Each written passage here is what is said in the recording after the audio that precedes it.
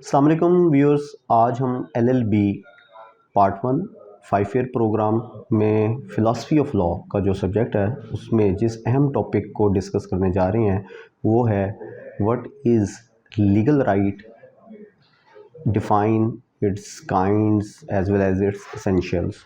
Legal right से क्या मुराद है या राइट से क्या मुराद है, लीगल राइट से क्या मुराद है, इसकी इकसाम क्या होती हैं, इनके एसेंशियल्स क्या हैं, उनको बयान करें, इनको डिस्कस करें।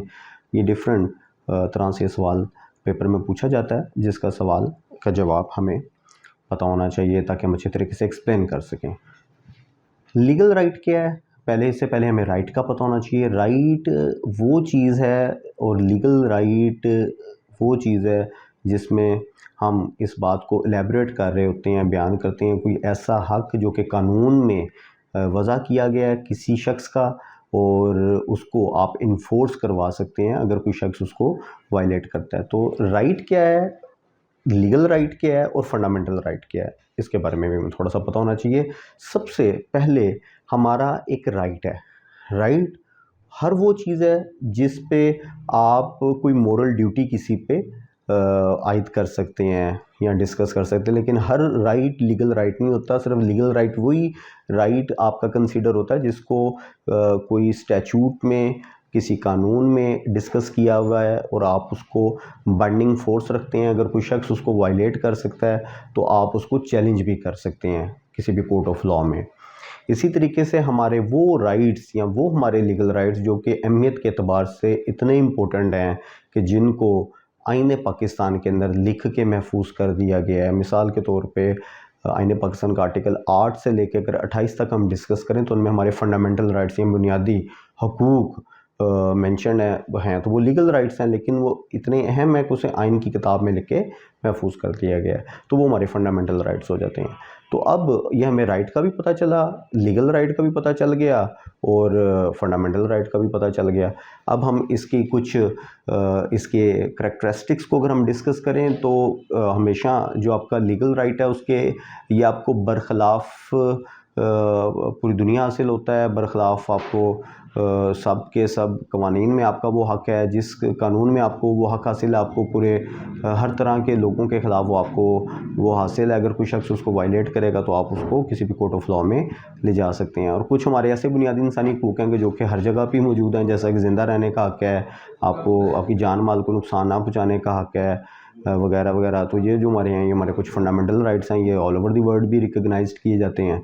और कुछ मोरल होते हैं कि जिसको आप कानूनी तौर पे तो निफाज नहीं कर सकते, लेकिन ज़िम्मेदारी होती है कि दूसरा शख्स भी उस चीज़ का ख्याल रखे।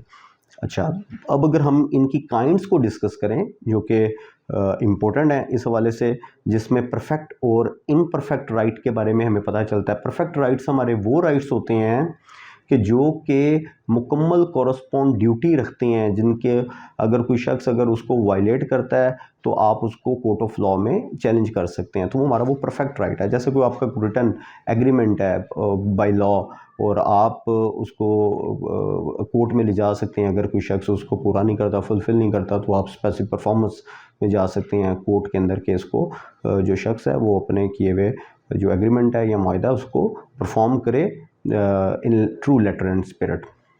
इसी तरीके से जो इम्परफेक्ट राइट्स हैं, इम्परफेक्ट राइट्स वो हैं जो कि किसी वजह से हमारे मुकम्मल हक़ के तौर पे साबित नहीं हो पा रहे, जिसमें कोई कतगन आ गई या कोई रुकावट आ गई। जैसे कि कोई टाइम बार्ड क्लेम्स होते हैं जिसमें जो आपका राइट तो मौजूद है लेकिन दरमियान में जो दीवार आ गई है या रुकावट आ गई है, हिंड्रेंस आ गई है, वो टाइम लिमिटेशन की है, तो कोर्ट हमेशा पहले आपको कायल करेगी कि आप इसमें दलील दे के साबित करें कि आप क्यों टाइम पे नहीं आए और टाइम बार्ड सूट है आपका या टाइम बार्ड क्लेम है, तो पहले तो आपको उसकी कोई सफिशेंट कॉज या रीज़न देनी पड़ेगी उस डिले को कंडोन करवाने के लिए। इसी तरीके से positive and negative rights.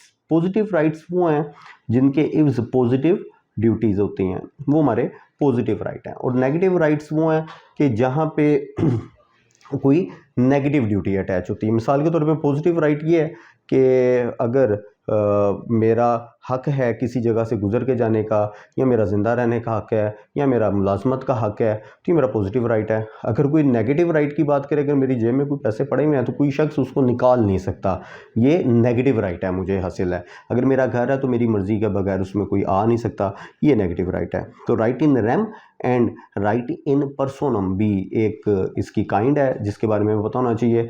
Right in RAM ऐसे राइट को कहते हैं जो कि हमारा कोई पब्लिक राइट है, जबकि राइट इन पर्सोनम वो है जो कि मेरा पर्सनल राइट है। तो रेम पब्लिक राइट में आता है और पर्सोनम पर्सनल राइट में आता है। तो पब्लिक राइट तो मेरा है, जैसे कि गुजरगाह का हक है, मेरा कहीं पे भी जाने का हक है, कोई ऐसी जगह जहाँ पे मैं जा सकता हूँ, मैं सफ़र कर सकता हूँ, मुझे कोई शख्स रोक नहीं सकता।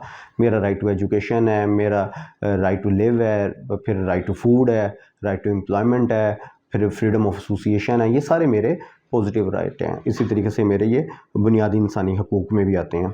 इसी तरीके से राइट इन री प्रोप्रिया और राइट इन री अलेना है। राइट इन री प्रोप्रिया वो है जो कि मुझे अपनी ज़मीन पे रहते हुए, अपनी जगह पे रहते हुए हक हासिल है, जबकि राइट इन री प्रोप्रिया वो है जो कि मैं इसके अलावा इंजॉय करता हूँ। जैसा कि राइट इन री प्रोप्रिया में मेरा घर, मेरी ज़मीन, मेरी जगह, उससे मुतल्लिक़ जितने भी हकूक़ और बेनिफिट हैं वो मैं इंजॉय कर रहा हूँ, ये मेरा राइट इन री प्रोप्रिया है। जबकि राइट इन री अलेना ये है कि मैं किसी और की प्रॉपर्टी के आगे से भी गुजर के जा रहा हूँ।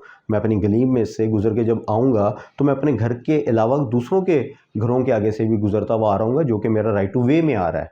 इसी तरीके से राइट टू जिसमें कुछ हमारे ईजमेंट राइट्स भी हैं, जिसमें हवा का हक है, रोशनी का हक है, पानी का हक है, गुजरगाह का हक है, तो ये सारे के सारे आ जाते हैं। इसी तरीके से प्रिंसिपल एंड एसेसरी राइट्स में आते हैं।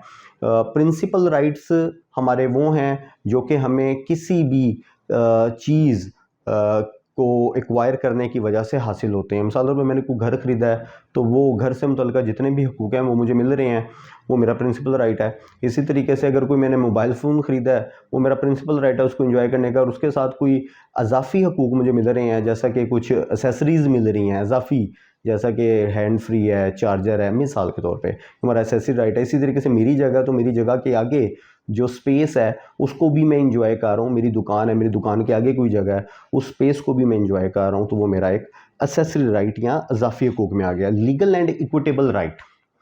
लीगल राइट्स वो हैं जिसको कानून मानता भी है और कानून में कहीं पे दर्ज भी हैं और सब्सटेंटिवली वो मौजूद हैं, वो मेरे लीगल राइट्स हैं, जिसको मैं, अगर कोई मुझे पूछे कि ये कहाँ पे बात लिखी हुई है जिस राइट को आप क्लेम कर रहे हैं, तो मैं कानून की वो किताब का वो हवाला उसको दे सकता हूँ, तो वो मेरा लीगल राइट है। लेकिन कुछ इक्विटेबल राइट्स होते हैं जो कि निस्बत पे मबनी हकूक़ हैं, जो कोर्ट ऑफ चांसरी भी उसको एंटरटेन करती है और हमारी रूटीन की कोर्ट्स भी उसको प्रैक्टिस करती हैं, जहाँ पे निस्बत पे मबनी हकूक़, मिसाल के तौर पे जिस तरह से स्पेसिफिक रिलीफ एक्ट 1877 के अंदर जो भी रेमेडीज़ हमें अवेलेबल होती हैं वो हमारी निस्बत पे मबनी हकूक़ हैं, जिसको हम as a matter of right के तौर पे तो क्लेम नहीं कर सकते, लेकिन मैटर ऑफ डिस्क्रिशन के तौर पे ज़रूर इसको क्लेम किया जाता है। और अगर आप अदालत को कन्विंस करते हो, अदालत समझती है कि इंसाफ के तकाजे पूरे होते हैं इस राइट को आपके मानते हुए, तो वो आपका निस्बत पे मबनी राइट आ जाएगा।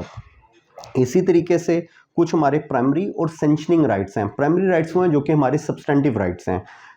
मिसाल के तौर पे जैसे पीपीसी है, पीपीसी में अगर कोई काम लिखा हुआ है कि कोई भी शख्स ये काम करेगा तो चोरी है, कोई काम करेगा तो वो डकैती है या कत्ल है, तो मना किया हुआ है कि भाई कोई शख्स किसी का माल को ना चुराए, किसी को नुकसान ना पहुंचाए, तो ये उसका एक सब्सटेंटिव राइट है, यानी कि उसका प्राइमरी राइट है। और सेंक्शनिंग राइट वो है जिसमें प्रोसीजर ले डाउन हुआ है, जहाँ पे जिसमें ये तरीक़ेकार वज़ा किया हुआ है कि किस तरीके से आप जो रॉन्ग डूअर है उसके ख़िलाफ़ कार्रवाई कर सकते हैं, प्रोसीजर क्या अडॉप्ट कर सकते हैं, वो हमारा सेंक्शनिंग राइट्स में आ जाता है। इसी तरीके से वेस्टेड एंड कंटीजेंट राइट्स हैं। वेस्टेड राइट तो वो हैं जो कि मिनोअन, अगर कहीं पे कोई एग्रीमेंट है और वो आपको उसको फुलफ़िल करना है तो वो हमारा वेस्टेड राइट है, पॉजिटिव राइट है।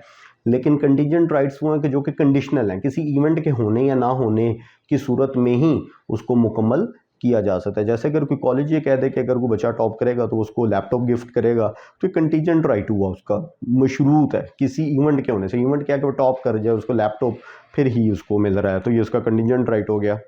इसी तरीके से इनहेरिटेबल और अनइनहेरिटेबल राइट्स भी होते हैं।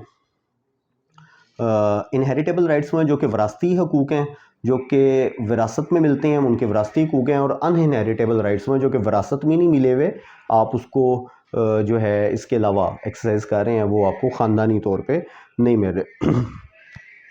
अच्छा, इसी तरीके से प्रोप्राइटरी और पर्सनल राइट वो हैं, प्रोप्राइटरी राइट्स वो हैं जो कि आपकी मलकियत को शो करते हैं, जैसे कोई पेटेंट है, कॉपीराइट है, ये आपका प्रोप्राइटरी राइट है। और पर्सनल राइट वो है जो कि ज़ात से मंसूब है, जैसा कि कोई शख्स किसी की कोई रेपुटेशन को इफेक्ट नहीं कर सकता, उसकी ज़ात में मुदाखलत नहीं कर सकता, ये उसका पर्सनल राइट में आ जाएगा। इसी तरीके से म्यूनसिपल एंड इंटरनेशनल राइट्स हैं। म्यूनसिपल वो हैं जो कि आपके मुल्क के अंदर आपको हुकूक हासिल हैं, वो आपके नेशनल या म्यूनसिपल राइट्स हैं। इसी तरीके से वो राइट्स जो कि इंटरनेशनल लेवल पर डिस्कस हुए हुए हैं या आपको बैनुल-अक़वामी कवानीन के अंदर जिनको रिकगनाइज़ किया गया है, जगह दी गई है, वो हमारे इंटरनेशनल राइट्स हैं। इसी तरह पब्लिक और प्राइवेट राइट, जो पब्लिक राइट्स हैं जहाँ पे जैसा कि आपका राइट टू वे है, right to cross the land है, इसी तरीके से आप पार्क्स में जा सकते हैं, आप जाके अपना कारोबार कर सकते हैं, एम्प्लॉयमेंट इख्तियार कर सकते हैं, वो तमाम के तमाम जो कि पब्लिक को हासिल हैं। आप हस्पताल जा सकते हैं, आप एजुकेशनल सेंटर में जा सकते हैं, आपका पब्लिक राइट है। जबकि प्राइवेट राइट्स वो हैं जो कि आपकी ज़ात से मुतल्लिक़ हैं, उसमें मुदाखलत भी नहीं की जा सकती।